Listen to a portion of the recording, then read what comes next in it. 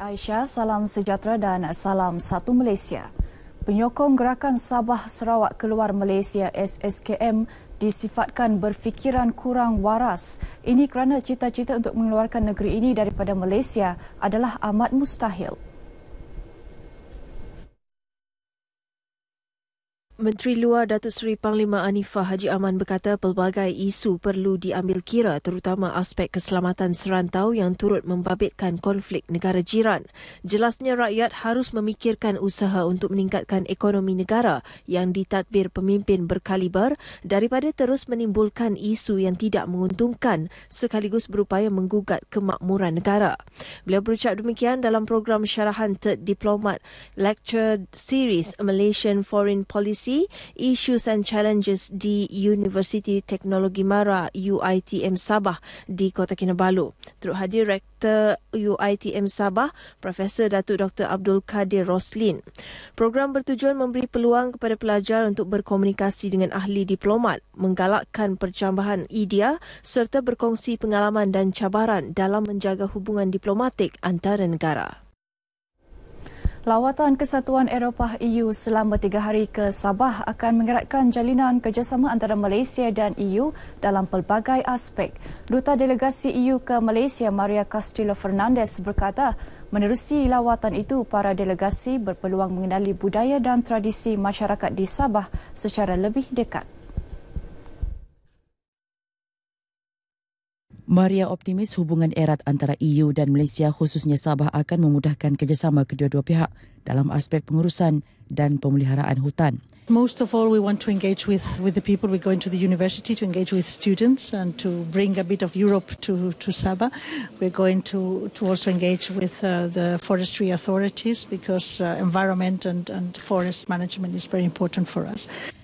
Beliau ditemui pemberita RTM selepas mengetuai kunjungan hormat terhadap Yang di-Pertuan Negeri Sabah, Tun Dr. Haji Johar Datuk Haji Mahiruddin di Istana Negeri, Kota Kinabalu. Delegasi seramai 16 duta pelbagai negara itu juga akan bertemu dengan Ketua Menteri Tan Sri Musa Haji Aman dan Menteri Luar Datuk Anifah Aman dalam lawatan 3 hari ke Sabah. Para delegasi juga akan melawat beberapa lokasi menarik di negeri ini termasuk Taman Kinabalu, Kundasang. Sementara itu, Tun Dr. Haji Johar turut menerima kunjungan daripada Institut Seni Sabah SIA yang diketuai Presiden SIA Profesor Datuk Dr. Wilson Yong Tung Yong.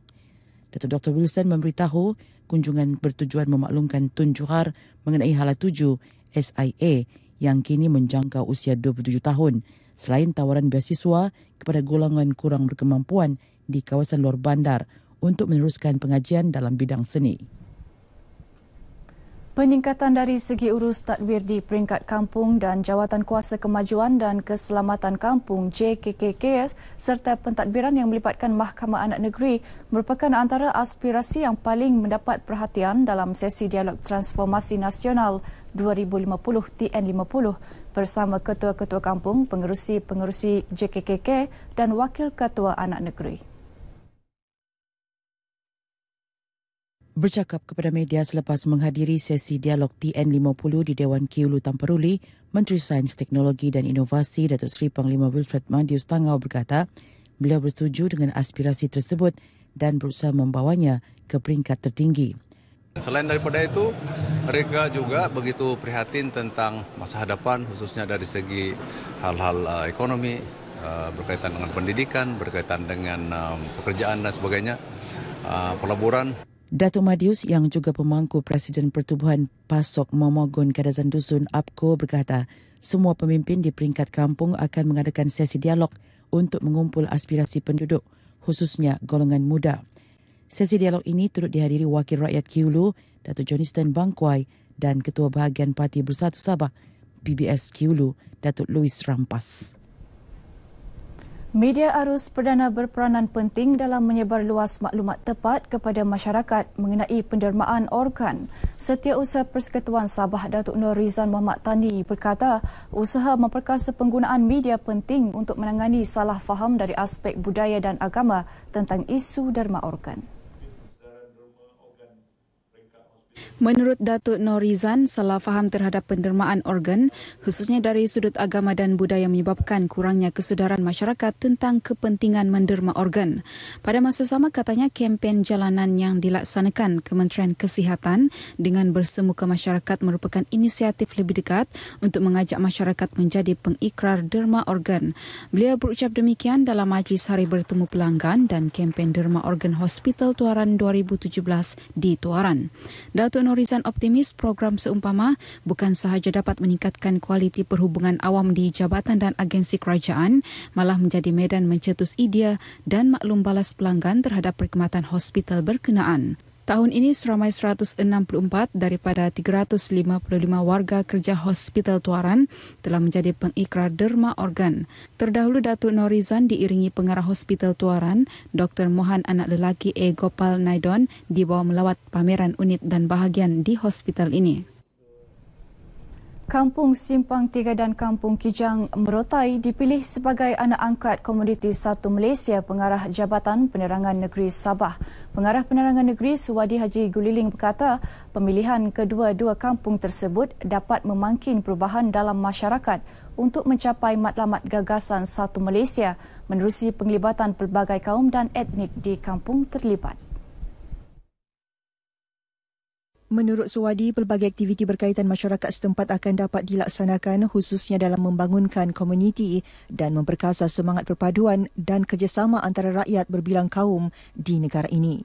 Beliau ditemui pemberita RTM dalam program Negaraku di Komuniti 1 Malaysia di Dewan Datuk Seri Najib Merotai Tawau. Terdahulu Pembantu Menteri Pembangunan Sumber dan Kemajuan Teknologi Maklumat, Datuk Hamisa Samad ketika berucap merasmikan program ini berharap pemilihan dua kampung tersebut dapat memberi manfaat kepada masyarakat setempat dalam usaha menyampaikan maklumat mengenai dasar-dasar negara. Pada masa sama, Datuk Hamisa yang juga wakil rakyat Tanjung Batu berkata kerjasama antara masyarakat Akar Umbi dengan jabatan dan agensi kerajaan berupaya memajukan komuniti dalam pelbagai aspek. Para belia harus diberi lebih banyak ruang dan peluang untuk melibatkan diri dalam program-program keagamaan seperti perujian tilawah Al-Quran. Pembantu Menteri Pelancongan, Kebudayaan dan Alam Sekitar, Datuk Kamarlin Ombi berkata, penglibatan belia dalam program seumpama dapat mempertingkat minat golongan itu dalam bidang keagamaan. Datuk Kamarlin optimis penglibatan aktif belia dalam program-program mengimarah kesucian agama Islam mampu menghindari golongan tersebut daripada terjebak dalam kegiatan tidak sihat. Beliau berucap demikian dalam majlis perujian tilawah Al-Quran peringkat zon kecil Bangkal Lalak di Beaufort. Sambil memuji inisiatif penganjuran program ini, Datuk Kamarlin berkata konsep pertandingan yang terbuka kepada semua peringkat usia dan masyarakat adalah pendekatan terbaik dalam menarik lebih banyak penyertaan terutama dalam kalangan golongan muda selaku generasi pelapis. Selain itu, penganjuran program ini juga mampu memperkukuh hubungan silaturahim dan perpaduan ummah menerusi kerjasama yang dicurahkan dalam menjayakan majlis. Pemenang Kori dan Korea pertandingan perujian tilawah Al-Quran zon kecil Bangkal Lalak akan mewakili zon tersebut ke zon Gadong. Penganjuran program Kita Bikin 2017 Maker Expo mampu meningkatkan daya inovasi dan reka cipta belia di negeri ini. Presiden Persatuan Pengatur Cara dan Pembina ICT Sabah atau Kinabalu Kodes, Arthur Raymond berkata, program julung kali diadakan itu mengetengahkan idea dan kreativiti belia dalam usaha membudayakan teknologi canggih. Menurut Atta, menerusi cabaran reka bentuk aplikasi mudah alih, misalnya para peserta berjaya menghasilkan sebuah aplikasi khas bagi pengidap asma. A lot of the apps actually is about asthma or asthma diaries. That's because yang punya problem statement datang from one of the doctors actually. So actually app yang paling bagus, then dia akan bagi dia punya app design kepada doktor tersebut, and then after that mungkin dia boleh, bukan dikatakan dikomersialkan lah, but dia akan digunakan to solve a problem lah, untuk menyelesaikan masalah dia in terms of how patients would track dia punya asthma attacks over time. Beliau ditemui media dalam program Kita Bikin 2017 Maker Expo di Kota Kinabalu. Dalam program ini yang melibatkan 45 peserta termasuk dari wilayah Persekutuan Labuan, kumpulan Lost in Space dinobatkan Johan kategori Game Jam, manakala kategori Sumo Autonomous dan Mobile App Design Challenge masing-masing dimenangi kumpulan Bot God dan Mark Warren Joy Mall. Kami tengok lawan punya kelemahan dan kami counter program dorang. Moto. Kuat dari moto perlahan tapi boleh menolak seberat 30 kilo. Dengan bantuan sensor dia boleh mencari lawan dengan tepat. Robot kami specialty dia berat saja. Dia berat 3 kg kan? Ngam berat dia. So dan dia punya bagian ni susah untuk orang angkat. Dia orang tu akan ternaik lah. Hadiah disampaikan Setiausaha Tetap Kementerian Pembangunan Sumber dan Kemajuan Teknologi Maklumat, Datu Bruno Vun. UMNO silam bersedia menghadapi pilihan raya umum PRU sekiranya ia diadakan tahun depan. Ketua UMNO Bahagian Silam Datuk Muhammad Yusof Abdal berkata, semua pusat daerah mengundi PDM di bahagian itu termasuk 486 cawangan telah lama bersiap sedia menghadapi PRU pada bila-bila masa.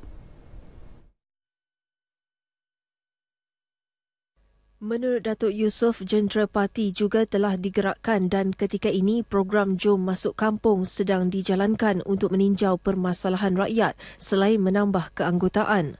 Daripada tahun lepas lagi kita sudah gerakkan semua jentera kita, terutamanya PDM pun kita sudah wujudkan, jentera pun kita sudah bagi banyak taklimat tentang bagaimana berhadapan dengan PRU yang ke-14. Jadi bagi saya, pilihan raya boleh datang bila-bila. We are always ready. InsyaAllah kita akan pertahankan kerajaan yang sedia ada ini.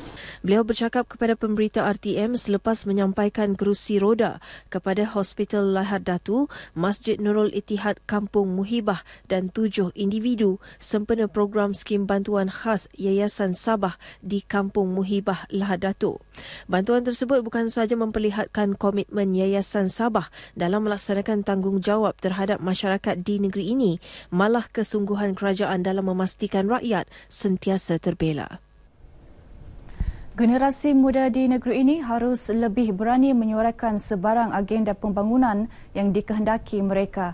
Duta Belia Transformasi Nasional TN50 Arthur Tan Sri Kurup berkata, dialog TN50 merupakan platform terbaik bagi rakyat menyuarakan hasrat mereka.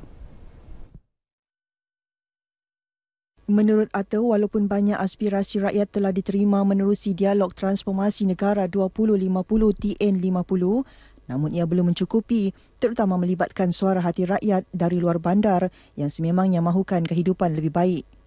Justru katanya generasi muda perlu lebih aktif menyuarakan hasrat mereka menerusi dialog TN50 untuk diketengahkan dalam rangka pembangunan menjelang 30 tahun akan datang. Beliau berucap demikian dalam Majlis Penubuhan Kawasan Rukun Tetangga KRT dan perasmian paip graviti dan penyampaian bantuan kerusi di Kampung Merapuk, Keningau. Seterusnya kita ikuti acara-acara yang akan diadakan di sekitar Sabah dalam diari hari ini.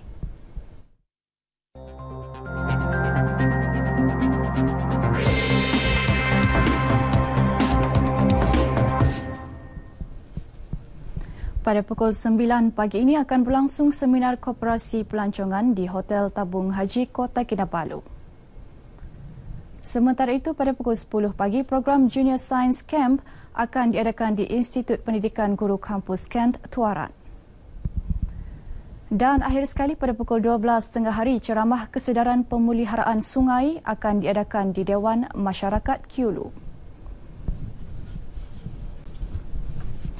Baiklah saudara, paparan tadi mengakhiri bahan berita dari Sabah hari ini. Untuk itu kita kembali kepada Aisyah di Angkasa Puri. Silakan.